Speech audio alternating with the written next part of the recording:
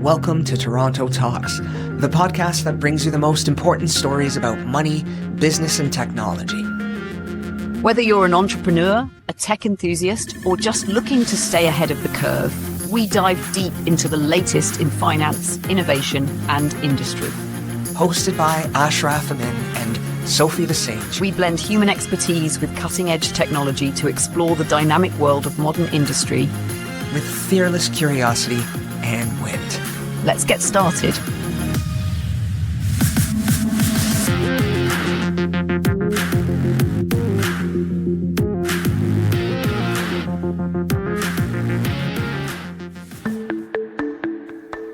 Walk down any Canadian street. Yoga studios, step counters on our wrists, supplements all over our feeds. Wellness isn't a lifestyle anymore, it's an economy. And not a small one. The global wellness industry is now worth an estimated $6.3 trillion, about 6% of world GDP, bigger than Big Pharma, bigger than tourism, bigger than the global sports industry. Wellness has moved from fringe to one of the defining markets of this century. Growth has been explosive. After the pandemic, demand for mindfulness apps and immunity boosters surged. Health shifted from medical to market, sold as lifestyle and brand. And here in Canada, the pull is everywhere. Boutique fitness memberships, biohacking gadgets, meditation retreats. Which raises a deeper question. If we're spending trillions worldwide and billions at home, are we actually healthier? Or does all that spend move outcomes, or just purchase the appearance of health? That's the tension we're exploring. From weight loss drugs and AI wearables to corporate programs and luxury retreats. Is this boom truly transforming well-being, or just monetizing our anxieties? Right now, wellness isn't only about living longer or better. It's about who profits from the promise. All right, Sophie, let's start with the timing. Wellness spending exploded after the pandemic.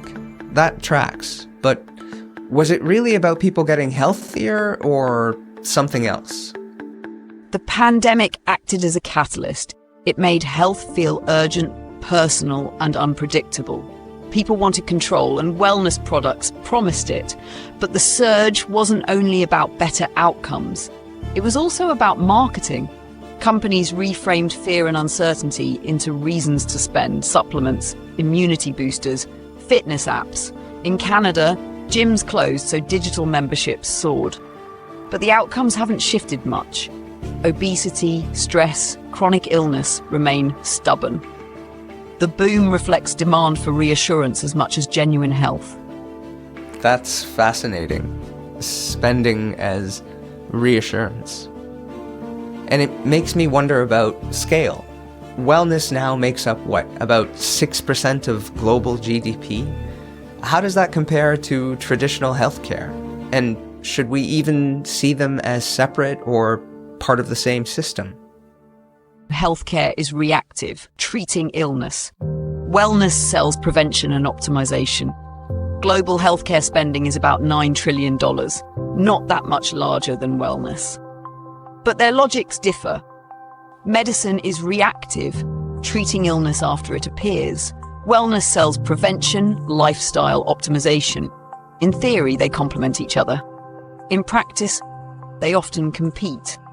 Dollars spent on premium juices or studio memberships aren't spent on clinical care. For Canada's publicly funded system, the rise of private wellness raises questions about equity and alignment. That's really interesting. Wellness competing with medicine for the same dollars. And in Canada, we see that every day, right? Boutique gyms, organic food, lifestyle apps. Canadians are buying in. But do we actually see improvements in population health, or is it just the feeling of being in control? The data is mixed. Canadians are spending more on organic food and memberships, but obesity rates haven't dropped.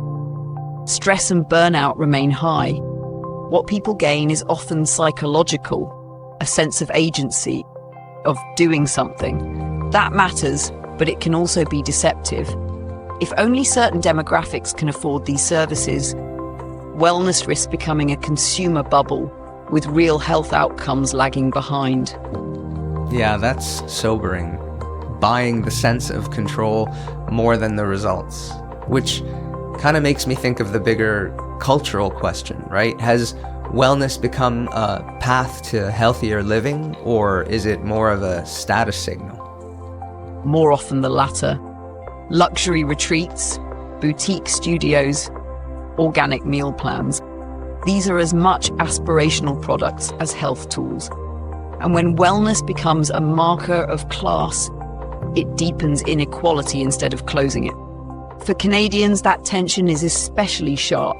Universal healthcare ensures equal access to treatment, but not prevention.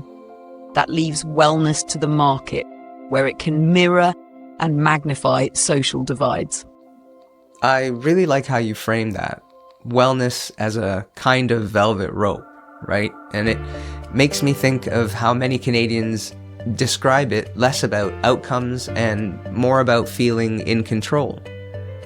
Is that empowerment or just expensive reassurance? A bit of both. Small, repeatable habits do help. Walking, sleep hygiene, food quality. But the market often sells control feelings instead of outcomes. Subscription stacks, premium classes, detox packages. The real test is whether community health metrics bend. If they don't, we're soothing nerves, not shifting baselines. Right. So if Canadians wanted a single metric to cut through all the noise, what would you point them to then? Population level changes, hypertension rates, A1C trends, and activity minutes across income brackets. When those bend, the wellness dollar is doing real work. Until then, much of the boom is more about branding than biology. This episode of Toronto Talks is brought to you by Conquest Distributors, your trusted source for shipping, packaging, and warehouse supplies. For nearly 20 years, they've helped Canadian businesses thrive with fast, reliable service and a commitment to integrity and efficiency. Getting the products you need when you need them has never been easier. Now, let's talk about something real. With the latest round of tariffs coming from south of the border, supporting Canadian manufacturers and supply vendors isn't just good for business, it's good for Canada. So why keep funneling money to US giants like Uline when you can get the same or better quality products right here at home? When you choose Conquest Distributors, you're not just getting top-tier packaging, shipping, and warehouse essentials at competitive prices. You're investing in local businesses, strengthening Canadian supply chains, and keeping economic power here at home where it belongs. With fast, reliable fulfillment, an easy-to-use online store, and a team that genuinely cares about your success, Conquest Distributors proves that Canadian businesses can compete and win on quality and service. And now, to make it even easier, Toronto Talks listeners get to enjoy 15% off their first online order with promo code TALK15.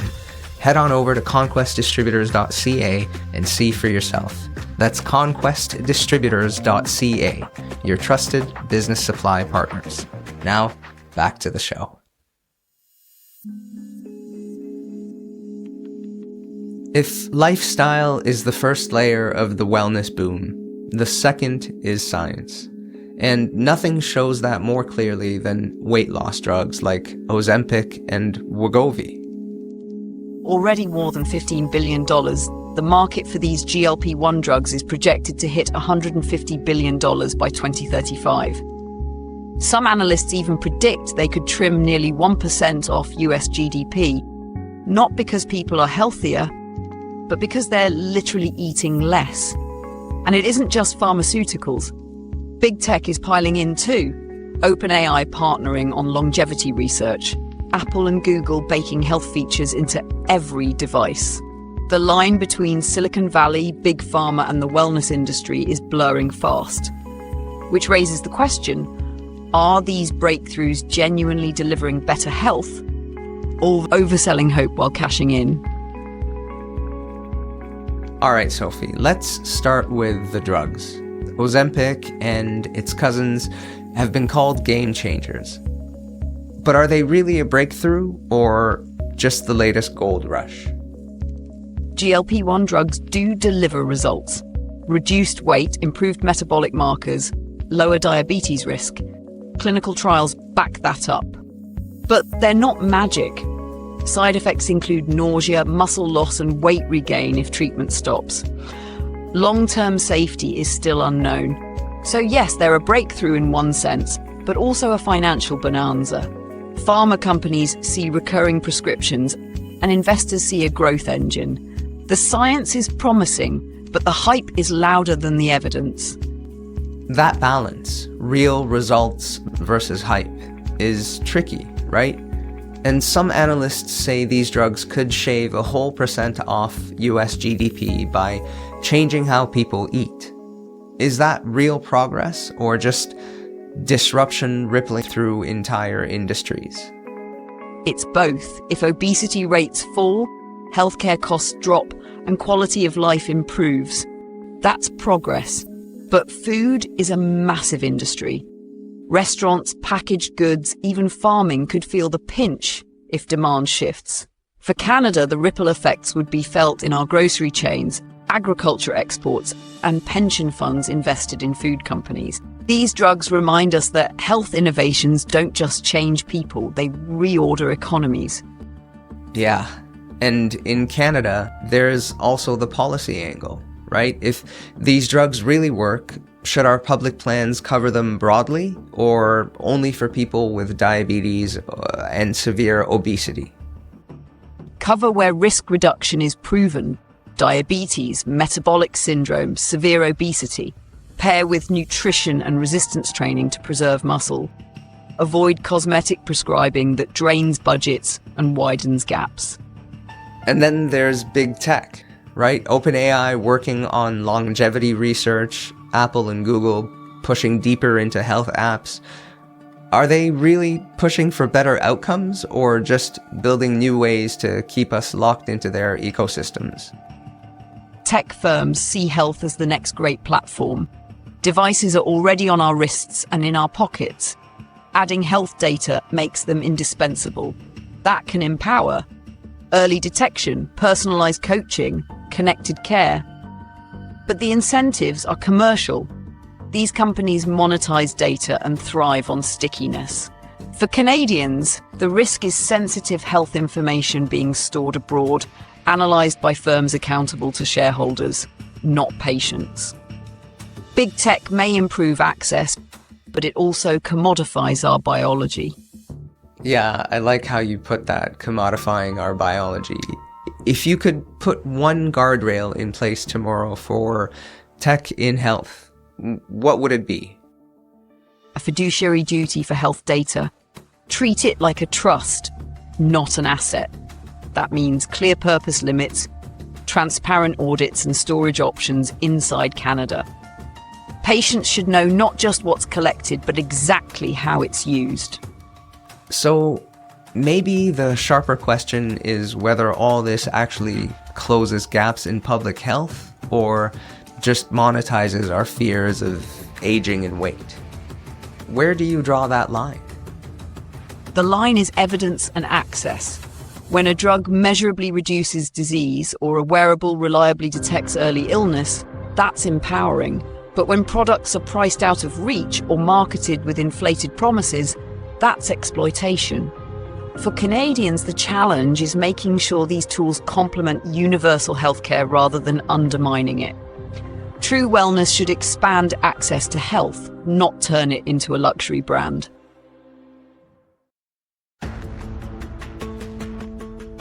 If wellness is an industry, wearables are its daily scoreboard. Millions now track their bodies through data streams, steps, heartbeats, sleep cycles.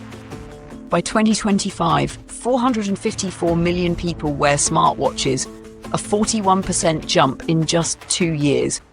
More than 9 in 10 use them for health or fitness tracking. Canadians are part of it too. Apple Watches in offices, Whoop bands on running trails, Fitbits buzzing at night to remind you that you're behind on steps. For some, the data motivates. For others, it creates a new kind of anxiety, feeling judged by their own watch. And beyond motivation, there's the bigger issue. Who owns all this intimate health data? And how's it being used? The quantified self isn't just a lifestyle fad, it's a cultural and economic shift. The challenge for Canadians, and for all of us, is whether tracking our lives makes us healthier or simply more dependent on the systems selling us the scorecards. All right, Sophie, so the question is, do wearables actually make us healthier? Are they improving outcomes? Do they lower obesity, provide better sleep, early detection, or just giving us more data to look at? The evidence is mixed. Devices can encourage movement. People do walk more when they track steps, and some heart conditions have been flagged early by smartwatches. But the gains are often modest, and they fade if the novelty wears off. Obesity and chronic illness rates haven't meaningfully improved with adoption. What wearables deliver best is awareness, but awareness doesn't always equal sustained change. Right. Awareness doesn't guarantee results. And sometimes the numbers themselves create new problems, right? I've heard people say their watch makes them more anxious. Is that a real psychological downside? Very much so. For some, missing a step goal triggers guilt. Getting a poor sleep score makes them worry about being tired, which ironically makes sleep worse. Psychologists call it health anxiety by numbers. Instead of empowerment, the device becomes a source of pressure. In Canada, this is rarely acknowledged in marketing, which still frames wearables as universally positive. But for vulnerable users, the constant feedback can amplify stress instead of easing it. And then there's privacy, right? Wearables vacuum up biometric data. Who really owns it? Us or the platforms? Legally, it's usually the company. Apple, Google, Fitbit, Whoop. They aggregate and analyze vast data sets. That data may be anonymized, but it still has commercial value for insurers, advertisers, even governments. For Canadians, the concern is double: whether our data is protected if stored abroad, and whether it might be used in ways we didn't consent to, from insurance pricing to targeted marketing. The trust gap is real. Yeah, it certainly sounds like it. So if a Canadian wanted to use these tools without handing over their whole life, is there a better sort of best practice approach? Yes. Choose just 2 metrics that match your goals, like weekly active minutes and resting heart rate, and mute the rest. Review weekly, not hourly. Let your body lead, let the device confirm. Yeah, that makes sense. So, could this ever work in Canada's healthcare system? Could wearable data be integrated responsibly, or would that risk a 2-tier setup where only people with the latest devices benefit? There's real potential. Imagine wearables helping public health track flu outbreaks in real time, or flagging cardiac risks before hospital visits. But without guardrails, the risk is inequity. If only affluent Canadians with top devices get those benefits, we create a quiet 2-tier system layered on top of universal healthcare. The solution isn't to reject the tech, but to set strict rules for privacy, access, and accountability, so the benefits are broad, not exclusive. Right. And that leads to the bigger picture. Are we empowering people to take charge of their own health, or outsourcing wellness to algorithms? What happens when we trust a device score over our own lived experience? That's the crux. Ideally, devices offer guidance while humans remain the decision makers. But the danger is when the watch becomes the authority. People push through fatigue because their tracker says they recovered, or they worry they're unhealthy because a number dipped. Wellness shifts from lived experience to algorithmic judgment. For Canadians, the cultural question is whether we want health defined by agency and community or by platforms that translate our lives into numbers. Wearables can be tools, but they shouldn't become the arbiters of well-being. So what's the upside here that maybe we're underestimating? Early warnings. Smartwatches have flagged atrial fibrillation, hinted at sleep apnea, even nudged people into seeing doctors sooner. Quiet signals that might save lives. If Canada can integrate that with primary care, the gains could be huge, but only if we build the system to handle it fairly.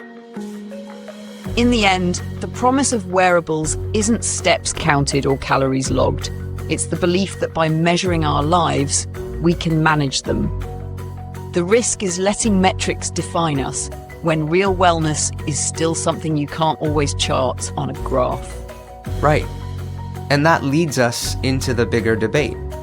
If health is turning into numbers, apps, and products, are we moving closer to genuine well-being, or just building another industry that profits from our insecurities? Here are the top 6 reasons why smart Toronto businesses choose Conquest over Uline. We were going to do a top 5 list, but the truth is, doing a little extra is kind of our thing. Number 6, we offer free shipping. Uline doesn't. I mean, it doesn't really get any simpler than that, does it? Number 5, we've got 35 5-star Google reviews from real customers. They've got Yelp, Trustpilot, and Glassdoor reviews that read like corporate horror fiction. Number 4, we're actually in the GTA. Uline, they're out in Milton, aka delivery purgatory. We ship like your time matters, because it does. Number 3, we are proudly all Canadian. Our customers, suppliers, even our platform, Uline, they're one of America's biggest employers. Stars and stripes to the core. Number 2, our carbon footprint is essentially non-existent. Remote operations, no warehouses, and definitely no junk mail catalogs from the Jurassic period. And reason number 1, Uline infamously offer their free hats and barbecue sauce. We, on the other hand, offer real savings, fast service, and actual value.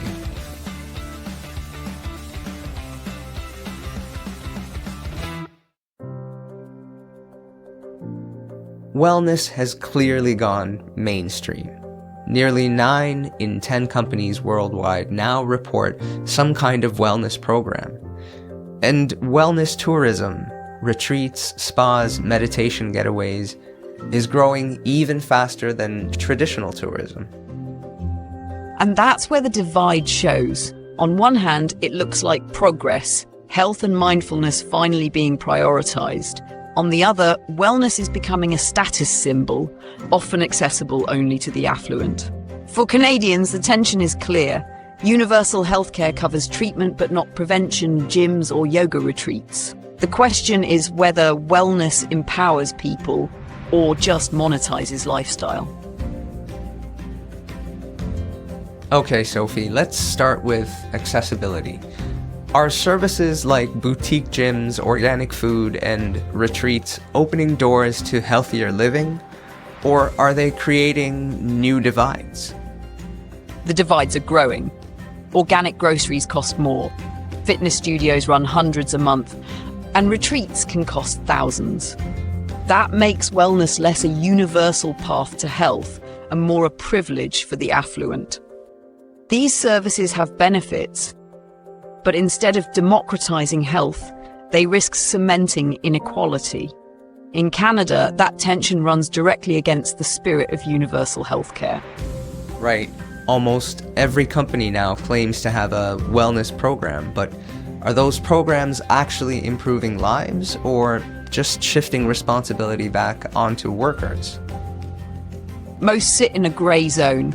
Some provide real benefits, flexible schedules, mental health days, subsidies for activity, but many are surface level, mindfulness apps or yoga at lunch while workloads stay punishing. It becomes a way for companies to look proactive without addressing root causes of stress. For Canadian workers, it can feel like being told to meditate instead of being given fair wages or manageable hours. So, if companies wanted to move past surface-level fixes, what would a meaningful wellness policy actually look like? The most powerful intervention is schedule control. Predictable hours, fewer late-night emails, manageable workloads. That lowers cortisol far more than any subscription app. Pair it with real mental health coverage, and you see outcomes that actually stick. Wellness isn't always about perks, it's about structure. Right, makes sense. And outside the office, we see the boom in wellness tourism, right? Spa vacationing, yoga retreats. Do those offer real recovery, or are they just another way to monetize stress? Both. Retreats can provide genuine rest, structure, and community. But they're sold as escapes, which implies that daily life is unsustainable unless you buy your way out. That model is profitable for resorts, but risky for society. It equates well-being with luxury travel, which only reinforces inequality. True wellness shouldn't require a plane ticket. Yeah, that totally makes sense. In Canada, treatment is covered, but prevention often isn't. So, should we redefine health spending? Like gyms, nutrition? Or does that blur medicine with consumer life? It's a delicate balance. Prevention clearly pays off, but subsidizing boutique gyms or supplement brands risks funneling public dollars into private profit. The better answer is investing in public options. Safe parks, community centres, accessible recreation programs that democratizes wellness without blurring the line between healthcare and consumer lifestyle. So maybe the sharper question is whether the industry actually empowers healthier living, or just profits from the anxieties it helps create. Where should Canadians draw that line? That line comes down to outcomes. When wellness measurably reduces illness, stress, or inequality, it's empowering. But when it preys on fears of aging, weight, or social status, it's exploitation. For Canadians, the responsibility is to ensure wellness complements universal healthcare, not replaces it. Real wellness should be inclusive, evidence-based, and accessible. Anything less risks mistaking lifestyle branding for health itself.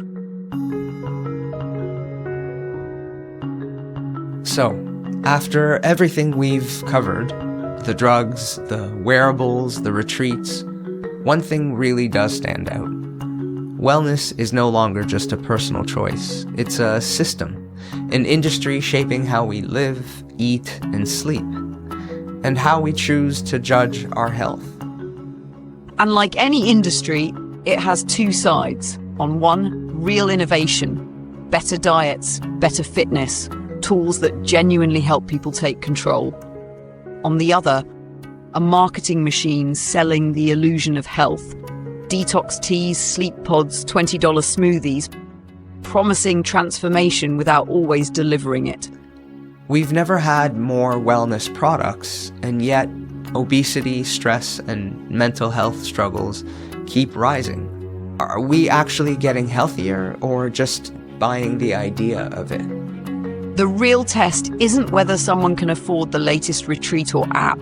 It's whether ordinary people across communities are seeing improvements in health, resilience, and dignity. If wellness only works for the affluent, then it isn't wellness. It's luxury. And maybe that's the challenge, to stop treating wellness as just another consumer market and start seeing it as a collective investment, right? Public spaces, healthier food systems, accessible recreation, mental health support, the parts of wellness that don't depend on branding. Measure wellness in trust, time restored and lives extended with quality, not just sales. That's the kind of balance Canadians have always valued, and the kind we risk losing if we confuse marketing with medicine. So when we ask, is the wellness boom making us healthier or just poorer? The answer depends on how we choose to shape it. If it's only a business, then health becomes another commodity. But if it's a shared priority, wellness can be more than just a market. The deepest kind of wellness won't come from gadgets or miracle pills. It comes from communities, systems, and choices that put health within reach of everyone. That isn't marketing, it's meaning. And maybe that's where Canada has something distinct to offer. Canada measures itself by access. Libraries, Medicare, public schools. Why not wellness as well? Exactly. A Canadian approach to wellness could prioritize public spaces, universal programs, and equity, proving that health doesn't need to wear a price tag. That kind of leadership would be as cultural as it is medical, and it's something we're uniquely positioned to model. That's it for the show. Like and subscribe wherever you get your podcasts, and reach out to us anytime at talk@torontotalks.ca. We'll see you next time right here on Toronto Talks, where big ideas come to life And curiosity never sleeps.